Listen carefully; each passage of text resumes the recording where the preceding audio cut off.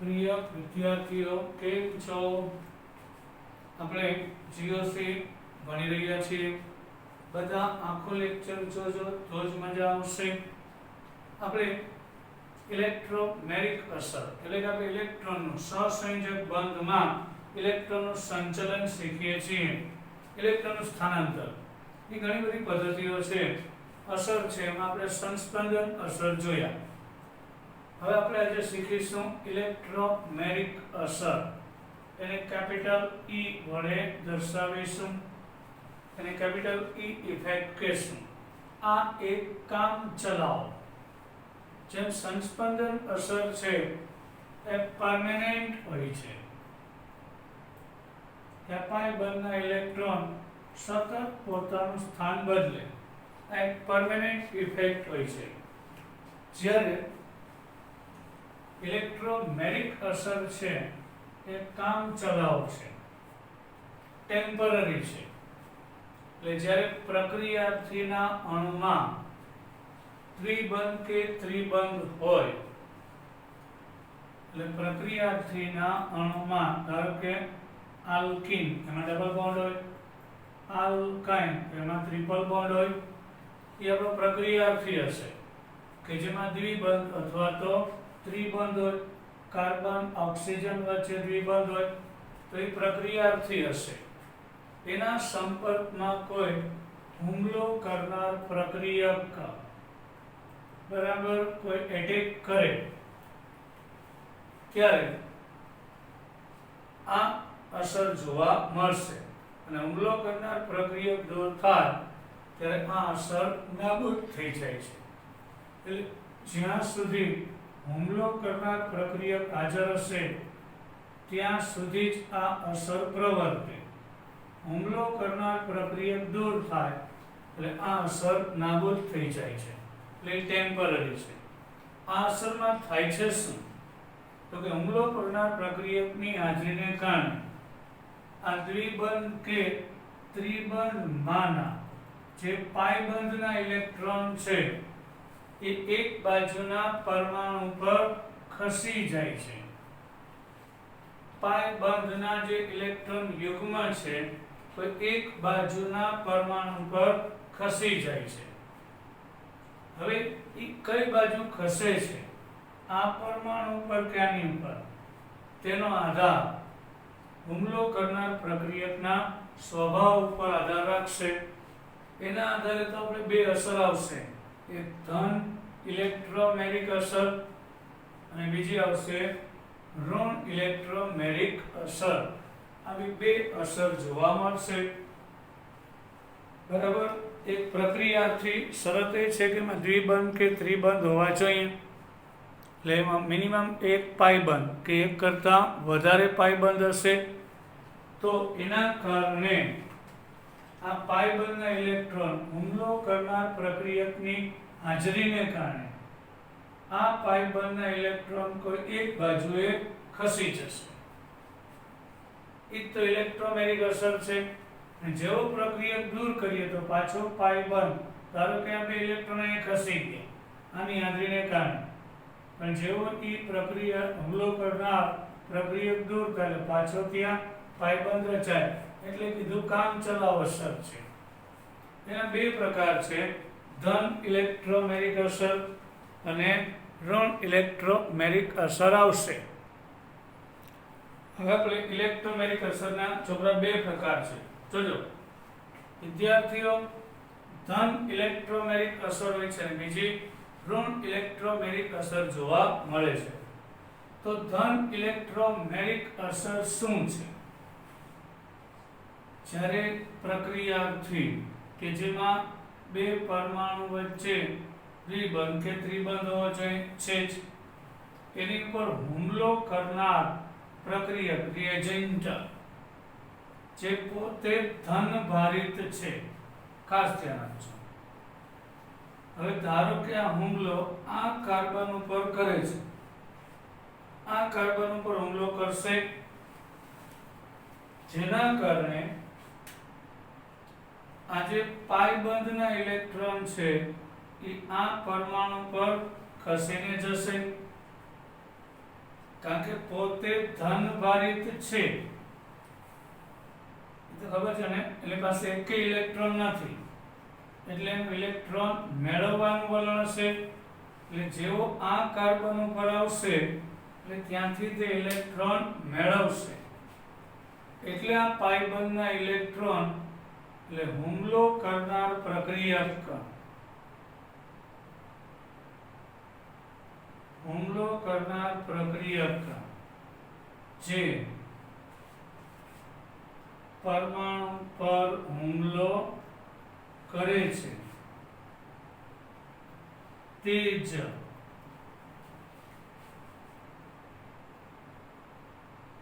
પરમાણુ પર પાઈ બંધના ઇલેક્ટ્રોન ખસીને જાય તો તેને ધન ઇલેક્ટ્રોમેરિક અસર કહેવાય. જો આ બે ઇલેક્ટ્રોન છે એમાં એક આ કાર્બનનો અને એક આ કાર્બનનો છે. હાઇડ્રોજન પોતે હુમલો કરનાર પ્રક્રિયા પોતે ધનભારિત છે, એટલે ઇલેક્ટ્રોન પ્રત્યે આકર્ષણ. આ હુમલો કરનાર પ્રક્રિયક જે પરમાણુ પર હુમલો કરશે તે પરમાણુ પર પાઈ બંધના ઇલેક્ટ્રોન ખસીને જશે. એટલે હવે તમે જો શું થશે, અહીંયા આગળ H+ જેની ખાલી કક્ષક છે. હવે આ પાઈ બંધના ઇલેક્ટ્રોન આવ્યા એટલે આ કક્ષક ભરાયેલી છે. આ બંને ઇલેક્ટ્રોન અહીંયા ખસી ગયા અને H+ આવ્યો. એટલે આ ગુમાવીને તટસ્થ, આ મેળવીને તટસ્થ, પણ આ તો એક ગુમાવીને બેઠો ને બચાવો, એટલે ધન બનશે. એટલે અહીંયા H+ આવ્યો એટલે બે ઇલેક્ટ્રોન અહીંયા આ કાર્બન સાથે હાઇડ્રોજનને બંધ બનાવવા વાપરી નાખશે. એટલે આ કાર્બને તો પોતાનો એક ઇલેક્ટ્રોન ગુમાવ્યો એટલે ધનભારિત થશે. એટલે સાદી ભાષામાં જ્યારે પ્રક્રિયાથીમાં દ્વિબંધ કે ત્રિબંધ હોય એટલે ઓછામાં ઓછો એક તો પાઈ બંધ હશે જ. એના ઉપર જ્યારે કોઈ પ્રક્રિયકનો અણુ હુમલો કરીને જોડાય છે તો જે પરમાણુ પર પ્રક્રિયક હુમલો કરશે તે જ પરમાણુ પર પાઈ બંધના ઇલેક્ટ્રોન બરાબર ખસીને જાય. તો એનો બીજો પરમાણુ હોય તે દૂરનો તે ધનભારિત થશે. આ ઘટનાને ધન ઇલેક્ટ્રોમેરિક અસર કહેવામાં આવે છે. પાછું જ્યારે પ્રક્રિયક પોતે ધનભારિત હોય અને હુમલો કરીને જે પરમાણુ પર જાય તે જ પરમાણુ પર પાઈ બંધના ઇલેક્ટ્રોન ખસે તો ધન ઇલેક્ટ્રોમેરિક અસર થાય. અહીંયા આગળ H+ આવ્યો એટલે ખાલી કક્ષક હતી. આ બે ઇલેક્ટ્રોન અહીં ખસીને આવ્યા એટલે ભરાયેલી કક્ષક છે. આ માઈનસ હતો ને આ ગુમાવીને પ્લસ થયો. આ તો પ્લસ હતો, આની ખાલી કક્ષકમાંની ભરાયેલી કક્ષક જોડાઈ જાય અને સહસંયોજક બંધ રચાઈ ગયો એટલે આનો ઋણભાગ નાબૂદ થાય, આનો ધન. આ ગુમાવીને ને મેળવીને તટસ્થ થઈ જાય અને આ ધન ભારિત થશે એટલે ધન ઇલેક્ટ્રોમેરિક અસર કહેવાય. હવે આપણે ઋણ ઇલેક્ટ્રોમેરિક અસરની વાત કરીએ. જ્યારે કાર્બન કાર્બન વચ્ચે દ્વિબંધ એટલે એક સિગ્મા ને પાઈ બંધ હશે બાળકો, તો ઋણ ઇલેક્ટ્રોમેરિક અસર શું છે? જ્યારે પ્રક્રિયાથીમાં દ્વિબંધ કે ત્રિબંધ આવેલા છે એટલે કે એમાંનો એક સિગ્મા ને એક પાઈ બંધ આવેલો છે આ પ્રક્રિયાથી, એના ઉપર હુમલો કરનાર પ્રક્રિયક પોતે ઋણભારિત છે, મતલબ કે ઇલેક્ટ્રોનનું દાન કરવાનું વલણ ધરાવે છે. માં H+ હતો ઇલેક્ટ્રોન મેળવવાનું વલણ ધરાવે, આ પોતે જ ઇલેક્ટ્રોન યુગ્મનું દાન કરશે. તો હુમલો કરનાર પ્રક્રિયક જે પરમાણુ પર હુમલો કરે છે તેનાથી વિરુદ્ધના પરમાણુ પર પાઈ બંધના ઇલેક્ટ્રોન ખસે છે તો આને ઋણ ઇલેક્ટ્રોમેરિક અસર કહેશું. હવે આ પાઈ બંધના બંને ઇલેક્ટ્રોન આ કાર્બન ઉપર જાય એટલે આ કાર્બન ઋણભારિત થશે એટલે આ કાર્બન ની ખાલી કક્ષકને કારણે તે ધન ભારિત. પહેલા આપણે જોઈએ આનો પાઈ બંધ ના બંને ઇલેક્ટ્રોન અહીં ખસી જાય એટલે શું થાય? આ કાર્બન ઋણ ભારિત અને આ ધન ભારિત. આની એક કક્ષક ખાલી થઈ. તો હુમલો કરનાર પ્રક્રિયક છે પોતે ઋણ ભારિત છે, જે ઇલેક્ટ્રોનનું દાન કરશે. આની હારે બંધથી જોડાશે. આ મેળવીને તટસ્થ, આ ગુમાવીને તટસ્થ, અને સાયનાઇડ ત્યાં જોડાઈ જશે.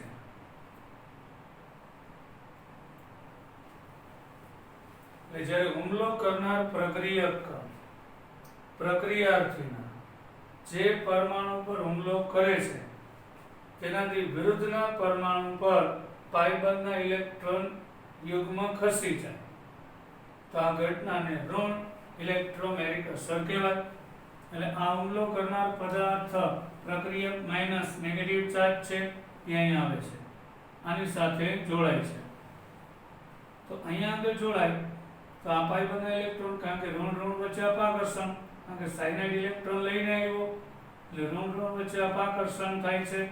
એટલે આ પાઇબંધના ઇલેક્ટ્રોન એની વિરુદ્ધ બાજુના કાર્બન ઉપર ખસી જાય. આ ધન ભાર હતો એના ઋણ ભાર વડે તટસ્થ થશે અને બીજો છેડો ઋણ ભારિત થાય. હુમલો કરનાર પ્રક્રિયાર્થીના જે પરમાણુ પર હુમલો કરે તેનાથી વિરુદ્ધના પરમાણુ પર પાઇબંધના ઇલેક્ટ્રોન ખસે તેને ઋણ ઇલેક્ટ્રોમેરિક અસર કહે છે. હવે એક ઇમ્પોર્ટન્ટ પોઈન્ટ છે,